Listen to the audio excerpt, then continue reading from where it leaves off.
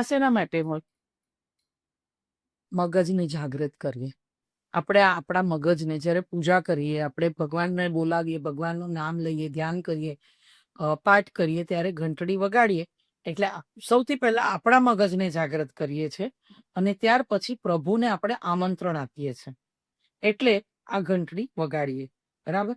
હવે આની પહેલા બી મેં તમને સમજાવ્યું છે. વ્યુઅર્સ, તમે પણ જોયું હશે. મારી રીલ હતી કે ઘંટ અને શંખ વગાડવો એટલે એ શુભતાનું પ્રતીક છે. વાતાવરણને શુદ્ધ કરે છે. એમાં જે ધ્વનિના તરંગો નીકળે છે એ વાતાવરણને અને આપણા મગજને કેન્દ્રિત કરે છે અને શુભ કરે છે. હવે પૂજા પતી ગયા પછી એને શા માટે ન વગાડીએ?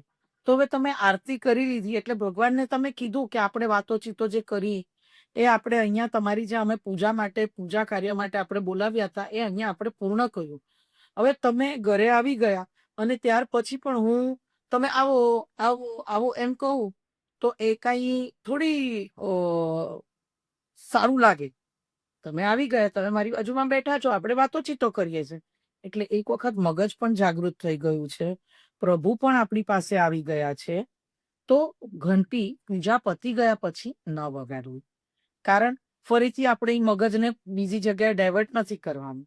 એટલા માટે આ કઈ શુભ કે અશુભ યા આની પાછળ કઈ પુરાણમાં કે એવું પાપ કે પુણ્ય કે એવું કંઈ જ નથી. પણ બસ આ જ કારણ છે કે તમે ઓલરેડી તમે મગજને કેન્દ્રિત કરી દીધું, એક કાર્યમાં આપી દીધું છે.